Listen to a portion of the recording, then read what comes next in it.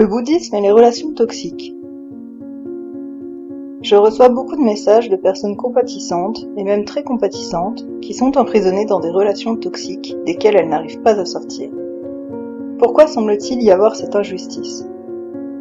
D'un point de vue des croyances, on dit dans le bouddhisme Mahayana, qui est le bouddhisme qui utilise la compassion comme outil principal pour cheminer vers l'éveil, que les personnes qui se sont éveillées dans des vies précédentes peuvent faire le choix de renaître dans des conditions défavorables afin de purifier le karma d'autres personnes. On les appelle des bodhisattvas. Beaucoup de personnes acceptent donc de rester dans ces relations toxiques en se disant que c'est leur destin ou leur karma. Mais d'un point de vue plus rationnel, déjà, le destin n'existe pas dans le bouddhisme. Il est question de karma, et le karma, quand on en comprend ses mécanismes, peut se modifier en fonction de nos actes, nos paroles et nos pensées, qui sont les 3 moyens d'avoir une influence sur le karma.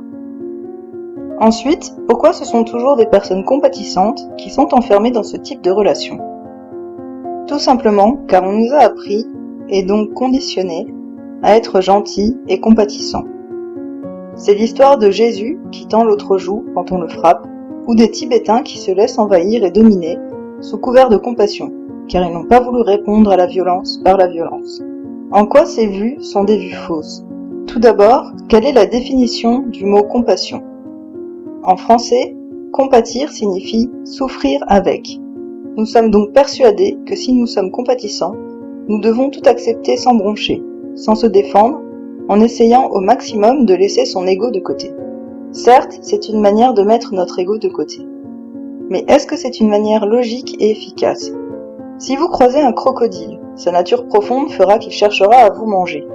En étant compatissant d'après cette définition, vous devriez donc le laisser vous avaler tout cru, car vous comprenez que sa nature est de vous manger. Est-ce que ça vous paraît logique et utile de faire ça ? Nous nous trompons sur la définition du mot compassion. On peut compatir pour le crocodile, en se disant « le pauvre, il a faim, il est né crocodile et il est obligé de manger pour survivre », mais ça ne veut pas dire qu'on doit se laisser se dévorer. Ça veut juste dire qu'on doit comprendre pourquoi il essaye de nous manger.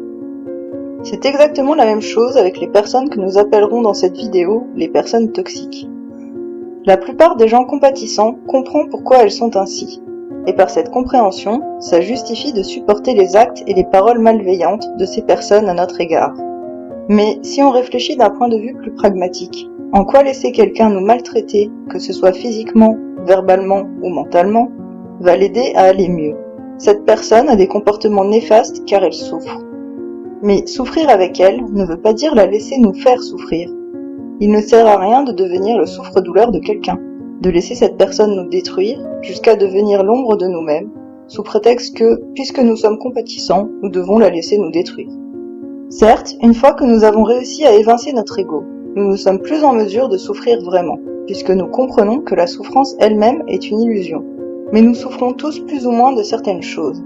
Et même si nous étions un Bouddha, quel intérêt aurions-nous à laisser quelqu'un essayer de nous détruire ?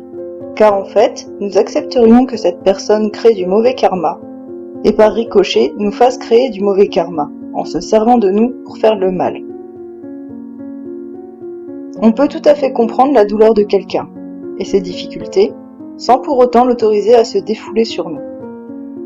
Souvent, les tueurs en série ou les pédophiles ont eux-mêmes vécu des choses horribles dans leur vie, qui les ont amenés à penser d'une certaine manière et à faire les atrocités qu'ils font par la suite. Mais est-ce que ça vous paraît normal de laisser un enfant se faire violer par quelqu'un sous prétexte que son agresseur a été violé dans son enfance ? En quoi s'en prendre à son tour à des enfants va l'aider à ne plus souffrir de ce qu'il a vécu dans le passé ? Einstein disait « Le monde ne sera pas détruit par ceux qui font le mal, mais par ceux qui les regardent sans rien faire. » Il faut bien comprendre cette citation. Ce ne sont pas les personnes qui essayent de faire le bien qui détruisent les autres. Mais par contre, nous avons tous la responsabilité d'accepter ou non de nous laisser faire. Et nous pouvons refuser de nous laisser maltraiter. Non pas par ego, car on souffre de comment on nous traite, mais par compassion. Si je laisse mon mari me frapper, m'insulter ou m'humilier, ce n'est rendre service à personne, car déjà moi, je serai malheureuse, mais en plus, je le laisserai lui créer du très mauvais karma, qui ricochera aussi sur moi. Nous serons ensuite tous les deux dans une relation malsaine, qui nous fera souffrir. Et le laisser me frapper ne l'aidera pas non plus à régler les problèmes qu'il a rencontrés et qui l'ont amené à agir tel qu'il le fait. En fait, si on veut vraiment être compatissant, il faut qu'on soit un frein pour les autres dans la création de leur mauvais karma. On ne peut pas obliger une personne toxique à changer. Par contre, on peut aider la personne à prendre conscience que ce qu'il fait n'est pas acceptable et qu'il doit arrêter de le faire, tout simplement en s'y opposant. Il y a plusieurs façons de s'y opposer, mais celle que je conseille est la fuite, car ce genre de personne peut vite mettre votre vie en danger si vous n'accédez pas à ses envies, à cause de la frustration qu'elle ressent.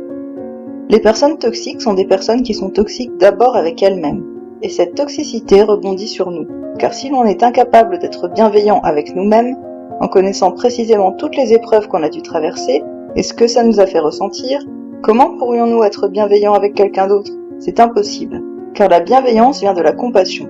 Nous comprenons les difficultés que quelqu'un rencontre, donc nous sommes amenés à ne pas lui en vouloir pour son comportement. On peut tout à fait comprendre, par exemple, qu'un pervers narcissique agisse comme il le fait, car ce sont ses conditionnements qui l'ont amené à être ainsi. Mais nous devons aussi comprendre qu'à un moment, il ne faut pas négliger la responsabilité individuelle. Beaucoup de personnes sont passées par des expériences de vie traumatiques, et pour autant, beaucoup de ces personnes sont de très bonnes personnes, qui essayent de faire le bien pour essayer de se réparer, afin de ne surtout pas reproduire ce qu'elles ont vécu. Il s'agit là d'un choix. C'est ce qu'il nous faut retenir avant tout. Nous choisissons comment nous réagissons face à la frustration, face à la tristesse, et face à toutes les émotions négatives. Penser que nous n'avons pas le choix de réagir tel que nous réagissons est une vue fausse. Nous choisissons si nous voulons reproduire le mal qui nous a été fait, ou si nous souhaitons en guérir pour pouvoir amener quelque chose de plus positif dans le monde. Nous avons le choix d'empêcher les autres de se créer du mauvais karma en nous faisant du mal. Notre karma est notre responsabilité. Il n'y a pas de fatalité ou de destin. Tout karma créé peut s'annuler ou s'amplifier selon nos choix. Car le karma est simplement l'empreinte que laissent nos habitudes.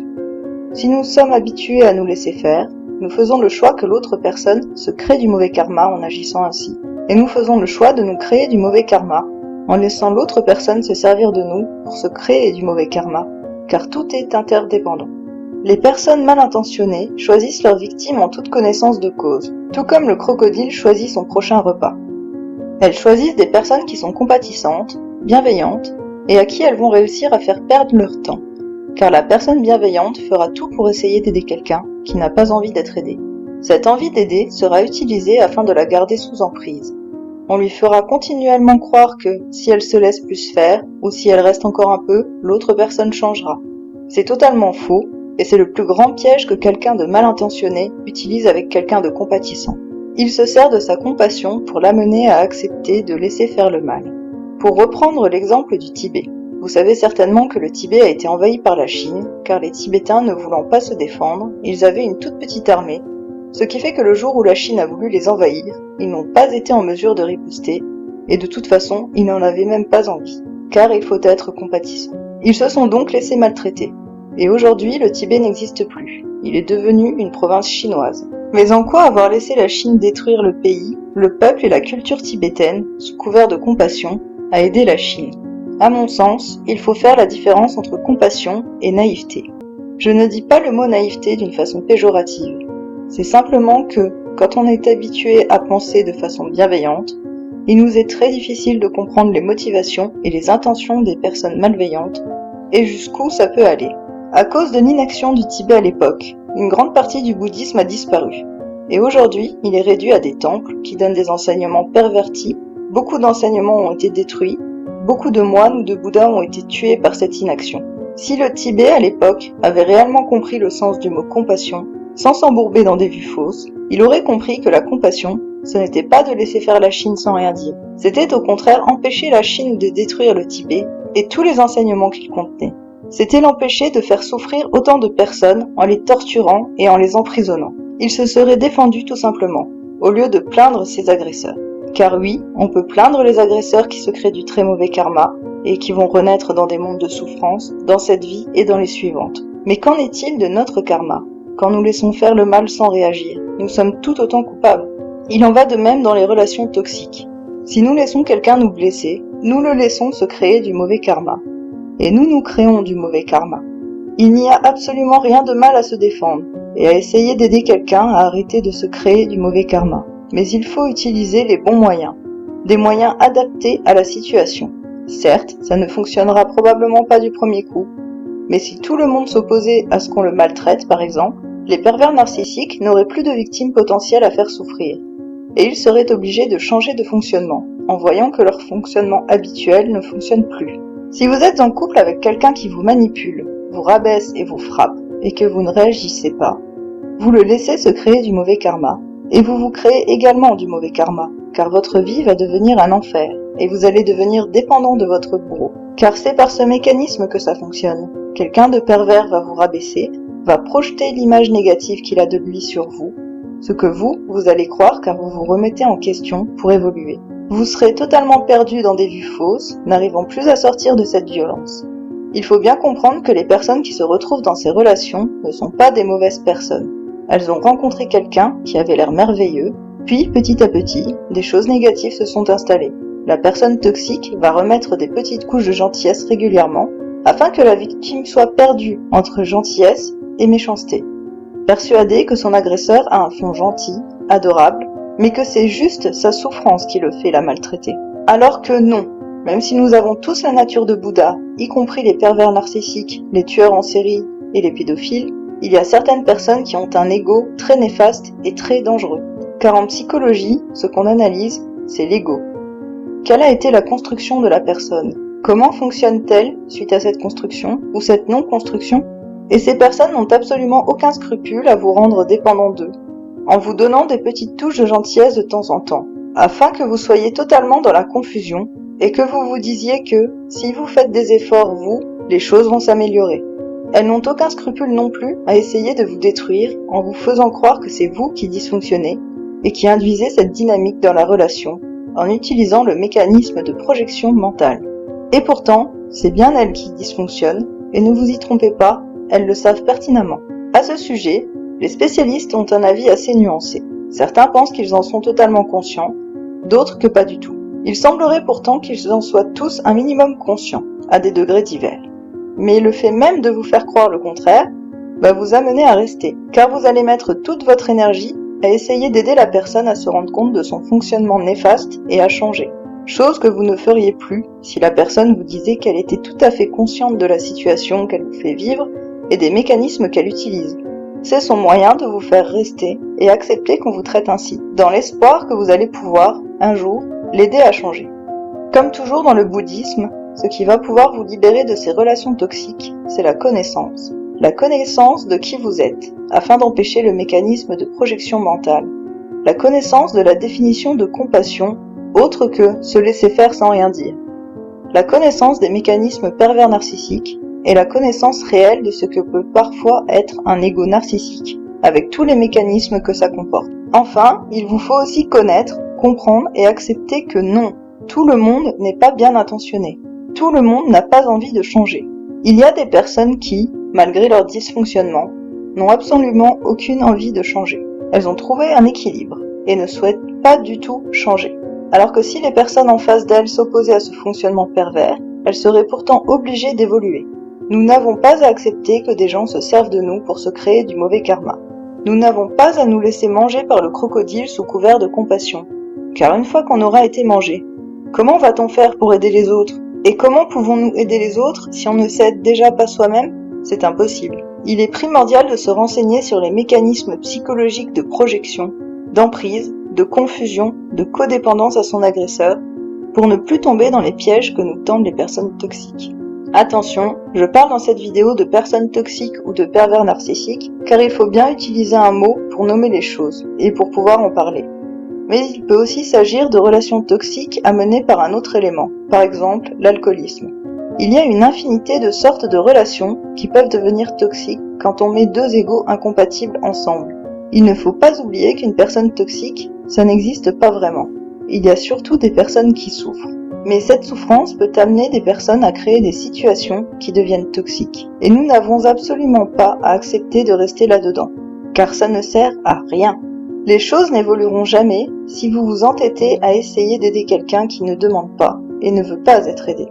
La meilleure façon de l'aider est de refuser qu'on vous fasse du mal. ce qui l'empêchera au moins un peu de créer du mauvais karma et l'amènera peut-être à réfléchir sur son fonctionnement en voyant que non, ça ne marche pas à tous les coups. Pour finir, pour les personnes qui sont actuellement dans cette situation, surtout, n'essayez pas de montrer à la personne que c'est son fonctionnement, car son ego va se débattre tellement fort que vous risquez de mettre votre vie en danger. Il vous faut vous extraire de ça tout doucement, en vous rappelant que vous n'avez pas à accepter ça, que personne ne mérite d'être traité ainsi, et que laisser quelqu'un faire ça équivaut à en être le complice indirect. Il faut prendre du recul, voir et comprendre les mécanismes engagés dans ce type de relation, afin de ne plus tomber dans les pièges.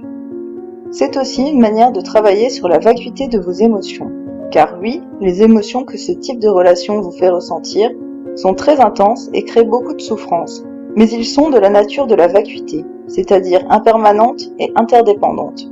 Mais ce n'est pas parce que la souffrance est une illusion d'un point de vue absolu que vous devez accepter de vous laisser enfermer dedans d'un point de vue relatif. Car, comme on l'a déjà vu, votre ego est une illusion. Mais pourtant, nous avons quand même à cohabiter avec lui le temps de notre vie sur Terre. De plus, vous ne rendriez service à personne en acceptant tout ça, car vous apprenez simplement à l'autre personne qu'il peut fonctionner ainsi sans que personne ne s'y oppose. Et vous perdez un temps précieux que vous pourriez utiliser pour aider d'autres personnes qui auraient vraiment besoin d'aide et auraient surtout envie d'être aidées. Il ne faut pas s'acharner à essayer d'aider quelqu'un qui ne vous a rien demandé. Il y a tellement de personnes à aider, y compris nous-mêmes, que nous n'avons pas le droit de perdre du temps dans ce genre de jeu malsain. Alors oui, on peut compatir avec les personnes qui fonctionnent ainsi, car elles ne connaissent ni la paix, ni le bonheur, ni l'amour. Mais nous n'avons pas pour autant à souffrir à leur place. Chacun est responsable de son karma et de son chemin spirituel. Nous sommes sur Terre pour purifier du karma et cheminer jusqu'à l'éveil. Et ce chemin induit de ne pas perdre de temps pour des causes perdues. Car une fois l'éveil atteint, nous devons aider les autres. Si des personnes prennent le mauvais chemin, on peut essayer de le leur faire comprendre. Mais il faut au bout d'un moment se rendre à l'évidence si nous perdons notre temps et se diriger vers des personnes qui souhaitent vraiment progresser. On peut être triste pour ceux qui n'ont pas l'envie de faire ce chemin. Mais n'oubliez pas que nous avons une infinité de vies. Et celui ou celle qui ne le comprend pas dans cette vie, le comprendra peut-être dans la prochaine. Chacun a besoin d'un temps différent pour évoluer, et essayer d'aider quelqu'un qui n'est pas prêt à évoluer est simplement une perte de temps, et du mauvais karma créé de chaque côté. Si vous essayez d'enseigner une leçon de maths à quelqu'un, alors que vous ne connaissez rien en maths, vous n'y arriverez pas. Si vous essayez d'enseigner une leçon de maths à quelqu'un qui n'a pas envie ni de faire des efforts, ni de connaître les maths, vous n'y arriverez pas non plus. Vous y arriverez seulement lorsque vous connaîtrez les enseignements que vous allez donner, et quand la personne aura envie d'apprendre la leçon et fera les efforts pour y arriver. Si je suis face à un crocodile, et que je connais son régime alimentaire, je ne vais pas aller le voir et lui dire « Je crois que tu fais erreur, tu devrais plutôt manger des plantes ». Parce qu'il va tout simplement me dévorer. Je vais fuir et l'empêcher de me manger, car ça ne m'avancerait à rien pour évoluer spirituellement, et ça ne me permettrait pas d'aider d'autres personnes par la suite. Voyez les personnes toxiques comme des crocodiles. Ne vous opposez surtout pas à elles de manière frontale, mais fuyez simplement, tout en compatissant de la souffrance dans laquelle elles ont décidé, pour l'instant, de rester. Il y a des personnes qui ont besoin de vraiment beaucoup souffrir, avant d'avoir envie d'essayer d'évoluer, et de sortir de la souffrance.